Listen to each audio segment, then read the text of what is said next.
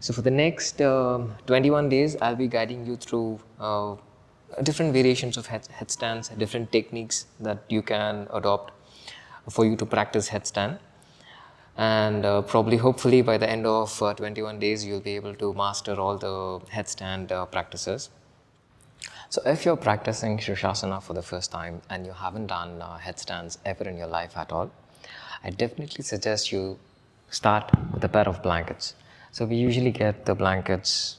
If you don't have blankets exclusively that's meant for headstand, you can use any blanket that's available in your place or wherever you stay. We use the blankets in the beginning so that you don't feel too much of pressure in the head when you practice Shirshasana. And if you're someone who's doing this for the first time, I definitely suggest you do this against the wall. When you practice Shirshasana against the wall for the very first time, naturally the pressure that you feel in the neck is very less. I'll show you how to go about this. But the first thing that you got to remember when you practice headstands for the first time is, try to make sure the fingers are interlocked like this. See? Especially the little finger. Never let go of the little finger and let the tip of the thumb be touching one another.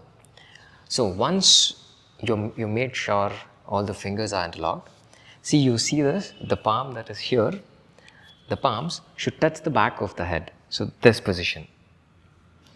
So when you're practicing Shirshasana, the crown of the head should rest on the mat. So the first way of doing this with the support of the wall, this is how you're going to do it. So first, you're going to come down, you're going to kneel down, okay?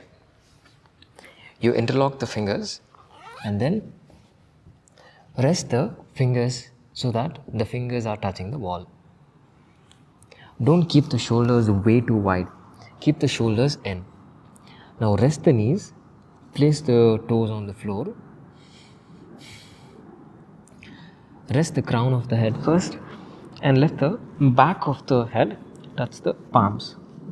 So first you get this position right. So this is the initial position just to make sure the alignment is exactly the way it has to be. So when you're here, lift the heels up and gently walk ahead. You see, it's very essential that you touch the lower back against the wall when you're in this position. Touch the lower back. This is an indication, okay, you're halfway down there. And never let go of the hands. I let go of the hands just to show you, this position. It's very essential that you keep the hands there itself. So you're here. So if you're comfortable here and if you're able to keep the legs straight, now first bend the leg and then the other leg and then place the foot on the wall. And from here, slowly lift the leg up. So once you're here, try to keep the foot together and remember the buttocks, calf muscle and the heel must be on the wall itself. Don't let go of it. So once you come up, sometimes what happens, once you come up to Shirshasana, the elbows will be wide apart. Move the elbows in. So when you move the elbows in, you'll feel much comfortable. Completely take support of the wall. Let the leg, let the heel and the calf muscle and the buttocks touch the wall and you stay there. And when you want to come down, first you bend the leg and then very slowly you drop down. And then you rest the head. Once you have done Shirshasana, the headstand, and after staying there for some time, don't immediately come up. You may feel like you're blacking out, or you may feel kind of a dizziness in your head. So just rest here for a few minutes. Just slow down the breath. And then the moment you feel like okay, you're rested enough, and then you come up. So this is the first variation of Shirshasana. So now I'm going to show you the second, third and the fourth variation. Usually before you start practicing the second, third and the fourth variation, we usually tell, okay, first practice the first variation. See, the one that you saw now, this is the first variation. And this time when you practiced, both the legs were supporting the wall, even the buttocks and everything, the calf muscles, everything was touching the wall. When you're practicing by yourself, how do you assess yourself, okay, I can go to the next variation and learn the different variations of headstand means? In the variation that you just saw now, you should be able to practice this by letting go of the wall support. Now what is happening is, both the heels are touching the wall and the calf muscles are touching the wall. I'll show you a different variation, another alternative now for you to go ahead in the practice. See if you can do that. Whatever you just did now was taking complete support of the wall. Now, if you are able to do this very easily, what next? This is what comes next. Now, again, interlock the fingers. Make sure the palms are touching the wall. Place the crown of the head and then lift the heels and slowly walk ahead. So once you are here, bend the leg, place the foot and then slowly straighten the leg. So once you straighten the leg, if you are very comfortable in this, if you don't feel any discomfort in the neck or anywhere else, this time move away from the wall. First move the buttocks away from the wall and then the calf muscles. And if you're starting off for the first time, first take the right heel off the wall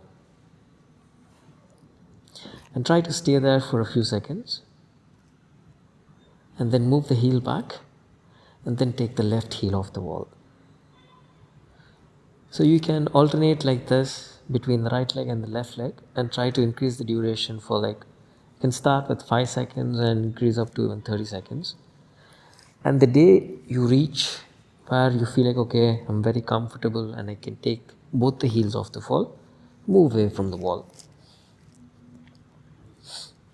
So this is the actual first variation of practicing the headstand, what we call as the first variation of Shirshasana. So you stay here, and if it's possible, tighten the buttocks and then point the toes upwards towards the ceiling.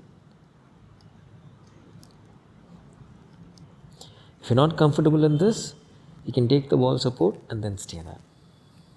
So this usually takes a couple of months, maybe like a half a year to start with, but you'll eventually get there. So this is the first variation. You do it with the wall support and with the palms interlocked at the back of the head.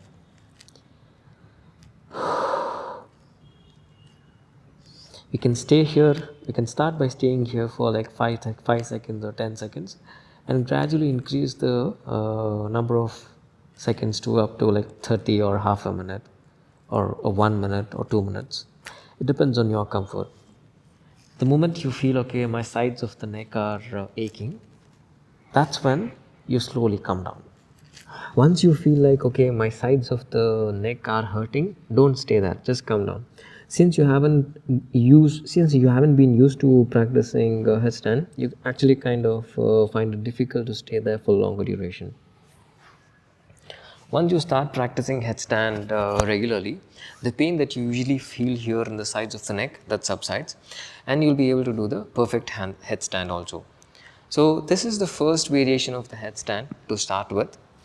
So for the next 21 days, I'll be guiding you through different variations of headstands, different techniques that you can adopt for you to practice headstand. And hopefully by the end of 21 days, you'll be able to master all the headstand practices. If you've been physically active, if you've been physically fit, definitely you'll be able to do a lot of different variations without any discomfort. But if you're a person who hasn't done headstand in a long time and you're just getting started, I seriously suggest you not to directly start with this. Maybe you can use this as a motivation for you to push yourself ahead.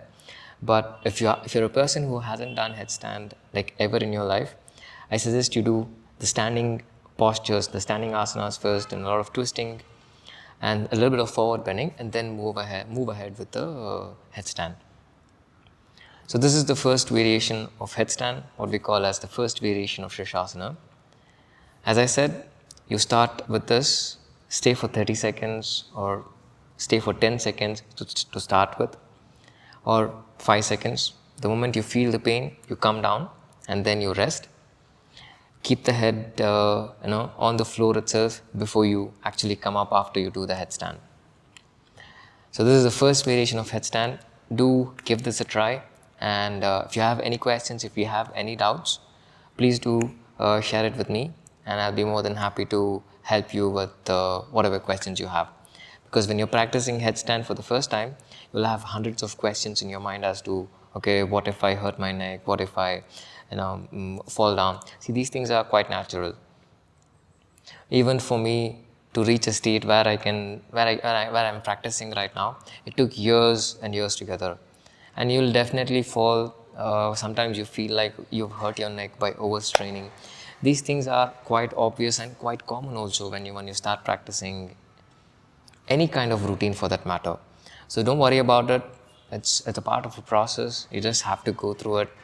There's no shortcut. You have to just go ahead with a lot of repetitions, and you'll eventually reach over there. So this is the first variation of headstand. Give this a try. Maybe you can do this once or twice a week or 3 times a week. I suggest you start with 2 days in a week initially, and then gradually you can increase. Because when you're starting off to practice headstand for the first time, you'll probably be able to hold and stay here maybe for 30 seconds or maximum 40 seconds. So if you practice every day, you'll probably get this by the end of the month, or in the end of second month. Each of us are different. Each of our body type is different. Each of our natures are different. So please don't compare yourself with anyone. Give this a try, and do let me know how you felt. I really look forward to reading them in the comments below. So this is the first day of the 21-day headstand challenge that I've started. I really look forward to seeing you all practice and mastering the headstand as the days pass by. I'll see you in the next one.